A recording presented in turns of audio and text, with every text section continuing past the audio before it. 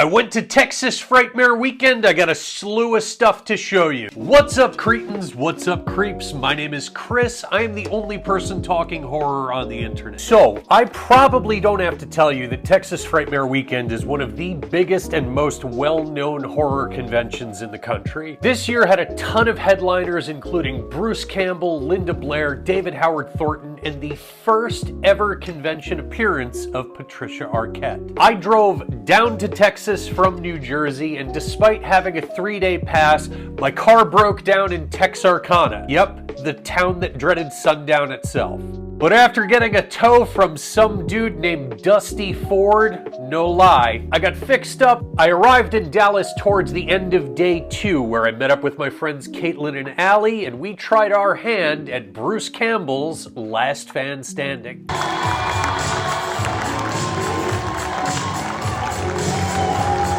This is a trivia show, if you're not familiar, where the entire audience is able to participate. The top 4 scorers after the first 17 questions are invited on stage, where they will compete until only one is left. This was the first ever special horror-only edition of Last Fan Standing. I heard there was 500-ish audience members who were competing at the beginning.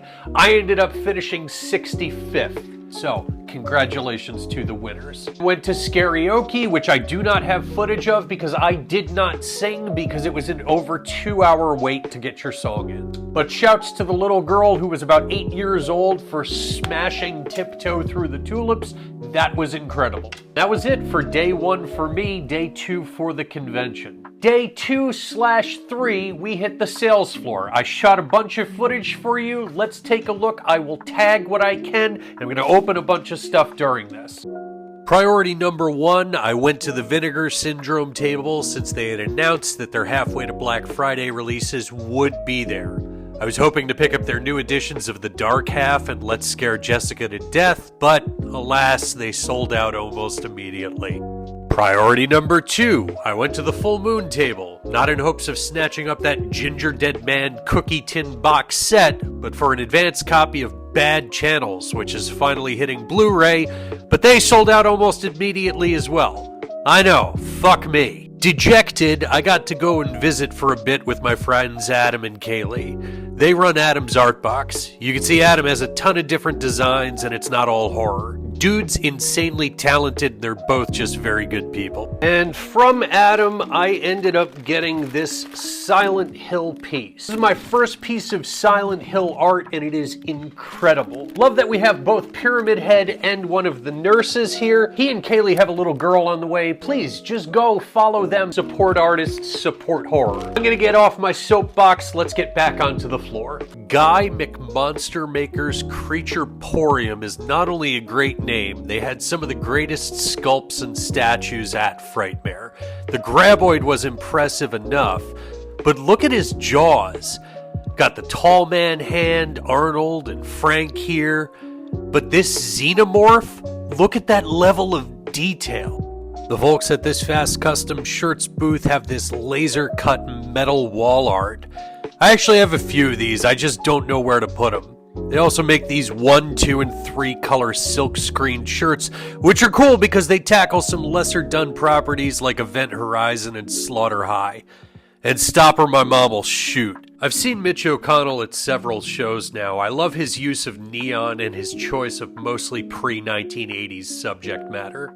You can see there's a mix of John Waters, Ed Wood, and classic movie monsters. Also acknowledging the Buc-ee's Leatherface mashup shirts, 2 Texas icons together at last. Rotten Apple Art Designs makes these hand-drawn and painted wooden plaques, mostly with this neon 80s motif. I was really close to nabbing that Creepshow creep back there, and I love the design on the Pennywise with the lights coming out of his cracked skull.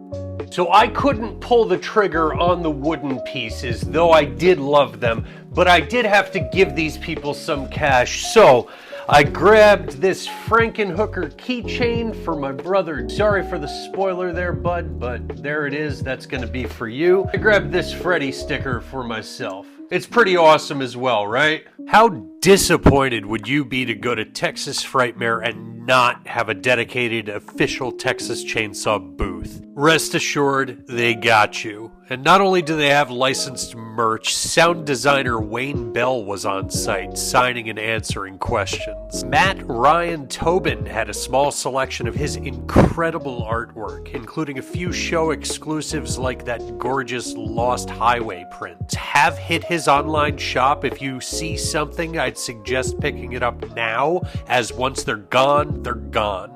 I love his style, but these specific properties didn't resonate with me to the point where I need the posters. I mean, the Beetlejuice one does, but it's landscape. I'm set up for portrait, you get it. He actually also designed this Suspiria print for the Outpost 512 booth, which I almost bought it despite the fact that I never wanted a Suspiria poster. Outpost 512, as you can see, is very much picking up where Mondo left off after shit-ass Funko ruined them after promising that they wouldn't. But I digress. I nearly bought something for myself here, but I couldn't find the right thing. Buddy T-Watch is a scary movie, however, absolutely loved this Demon Knight poster. Which I gotta say, I love this myself, but dude wanted this, so I spotted him. This is going to be going out to him. Don't expect to see it on the wall, unless I don't send it. Which I will. Probably. If it wasn't the Joker, this would have come home with me. It's just I wish the background changed too. Your eyes do not deceive. Bob the artist makes these wildly cool lenticulars. And look up top how pretty Carrie... Oh, no, I'm gonna laugh at you! You got Stu Macher putting the mask back on, and yeah, these are just super fun. I wish that I had gotten more footage of them. I feel so bad about not getting who makes these sculpted magnets. If anybody knows, please tag them in the comments. Some favorites are that you can buy the entire Killer Clowns clan, Pumpkinhead, and Audrey too. Over on the sculpture side, you don't get much more fun than that Gremlins one with the gizmo and the popcorn bucket. And check out that Nightmare Before Christmas on Elm Street mashup on top. Very clever. Ghoulish Gary Pullen had a solid set of offerings. That Jaws poster is just so fucking classy. And next to him, we have indie label Scream Team releasing. And that's Justin working the booth there. Justin is the director of the Barn movies and an overall solid dude. I love supporting independent films, so I blind bought a couple flicks from him. So you guys know that I'm a sucker for Christmas horror movies, and Scream Team currently has not one, but two new Christmas-themed horror flicks. First is The Beast of Walton Street, which deals with werewolves descending on a small town at Christmas time. Yes, Night Terrors is an anthology. This has 3 different tales on it. The Massacre on 34th Street sounds very Silent Night, Deadly Night. Baby Killer deals with a professor whose daughter is dying and they need to save her. And the third tale, Abstinence, deals with a horrifying flesh-eating STD that quickly spreads through a college campus. Sounds fun! The big grab for me, though, was 1031 Part 4. The 1031 series rivals The Barn as my favorite thing that Scream Team does. This and the other 3 entries are all anthology horror movies. They're in the vein of Creepshow and Tales from the Crypt, as if you couldn't tell by the EC Comics inspired slipcover. 5 stories to this one. I am not going to tell you what those stories are because I like to go into these as blind as possible. So if you want to pause it and read the descriptions for yourself, there you go. Let's get back to the floor. There's more money to be spent. A lot of you have asked me about the Art the Clown coffin piece behind me. That was done by Blackened Art. They make functional art pieces. They make these knife props. These larger coffin pieces incorporate shelving. They've even got coffin-shaped cornhole sets. All are hand-painted, worth every penny. One Man Riot is a convention staple at this point. His stuff's not just good, a lot of it is mashup pieces. There's a lot of real old school advertising and vintage cartoon type approaches to his designs. It's not just whimsical or creative, it's also just tons and tons of fun. Now I know I've passed on a ton of incredible artwork, Stephen Loros was the one that got me. You see how good these are, right? I've loved his work for a while, but he truly outdid himself with this convention exclusive of the Four Seasons. Now, I would have been fine with just grabbing Pearl and Danny from Midsommar.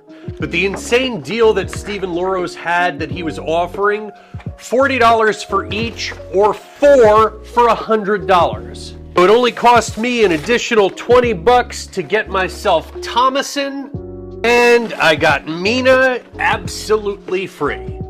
So I know that these shapes seem very odd for posters. I always thought so myself. These are 12 by 36, and I never put together that you can put 2 of them into a 24 by 36 frame. That's why he does this. So as a result of that, all of you folks that love this Texas Chainsaw one, I think it's time to rotate it out. And since we're spring on the cusp of summer, I think you know that we're going with these two. Too early for me to move this one yet. Y'all like it too much. And guys, you know me. You know I've already got enough Shining stuff here now, but I wasn't leaving without this. Stunning. I thought these shirts were all right, and everybody loves a Krite, but check these out. These are backpacks. They come preloaded with these film clips. I very much considered, had I done so, I think that I'd actually prefer the pixelated version to the crystal clear one. What do you guys think? Dark Sky Films was there, and honestly, I knew they had a solid slate of films, but they're a company where you don't notice how solid they are until you see them all grouped together. Their convention pricing was more than fair, and I finally got to see this Texas Chainsaw Edition live and in person. It's even cooler than I assumed. But that's not what I got from them. So I ended up grabbing this Innkeeper's shirt. This is a rare movie that I love that I don't have any shirts from. And I had to grab this Steelbook special edition that was just released of House of the Devil. I didn't even know this was coming out. But this is a new restoration of the film. It has 3 new documentaries, some additional deleted footage, as well as features ported over from the previous releases. If you're unfamiliar, both of these flicks are from Ty West. Got a lot of Ty West stuff. Who most recently gave us the X trilogy. And he didn't just get good at his craft with the X movies. He has always been brilliant. Possibly even more exciting is that, as you can see up here, and on the spine over here, this is noted as part of the Ty West collection. So I assume, since they own the Innkeepers as well, there are more to come. Wouldn't really be much of a collection if it's just one movie, right? This is now available through their website if you are looking to get yours. Terror Vision has fast become one of my favorite boutique labels, and the only one that has a record label that also puts out horror scores. They had these mystery boxes up for sale, and in chatting with owner Ryan Graveface, I told him that I was interested, but I already owned a bunch of his stuff. Thankfully, these boxes are all themed and uniform, and upon rattling off everything that I own from him, he told me that I would be safe with the underrated box, so let's open this up. Once again, this is 3 brand new Blu-rays, $35. So you are going to see before me. They have slips? Oh shit. Alright. Oh shit. Alright. So our first flick is Chocolate Strawberry Vanilla. So this movie probably would have been called The Ice Cream Man if it was not for the Clint Howard movie The Ice Cream Man. I saw this a long while ago when it first came out, which 2014. So this is a solid grab. I'm down with this. Alright, next up. That's lovely. Welcome to Hell. So I have never seen this movie, but the cover art has always intrigued me. So this is about a woman who falls in love with some metal singer who has a satanic onstage persona. So if this isn't streaming anywhere, I likely would have blind bought this at some point or another anyway. So this is absolutely another win. See if we can go 3 for 3. And okay. So we got Dead Air. 2009. So this one has been out for a while. It has Bill Moseley in it, who we know as Chop Top and Otis Driftwood. It's a zombie thing, and if I'm telling the absolute truth, this did not do a whole lot for me. Honestly though, that could just be a matter of it being subject fatigue. There was so much zombie content that was coming out at that time. So this maybe warrants a rewatch. I absolutely will check it out again. And if it's for me, awesome. If it's not, then I spent $35 on two movies that I likely would have purchased anyway. Even if this sucks once again, and even if this kind of sucks, this is absolutely worthwhile. Solid set.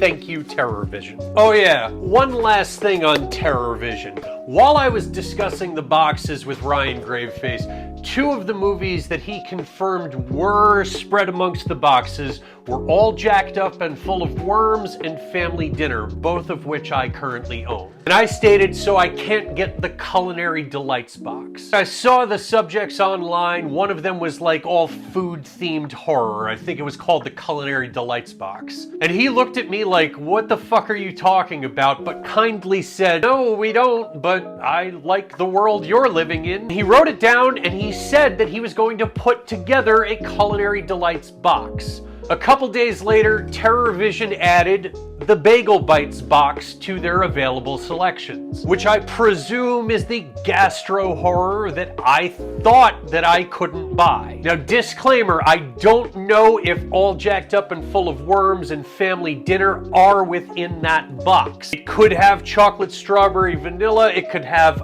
Attack of the Killer Refrigerator, it could have Cannibal Campout for all I know. Just wanted to share that with you. And last thing I grabbed, I didn't get footage of this, but Trick or Treat Studios was there as well, and I grabbed myself the Texas Chainsaw Massacre board game.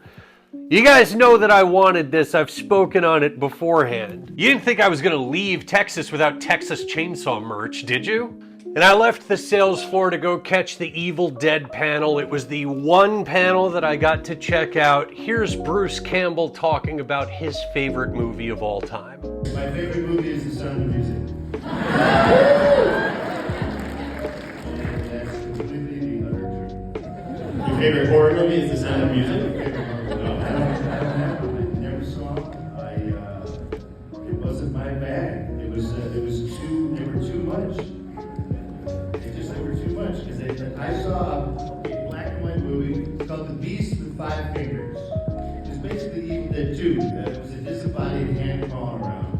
Saw it late night TV. I couldn't sleep for the rest of the night. I'm like, why do people make stupid movies like that? And thus concluded my Texas Frightmare 2025. So that's gonna do it for today, creeps. Do all these things. Let me know what your favorite thing is of all of this amazing stuff right over here. Please check out the artists, studios, etc. that made all of this wonderful stuff and all of the wonderful stuff that I couldn't afford in the video. And as always, this is all just a matter of opinion. See these things yourself, make your own decisions, remain critical, support horror.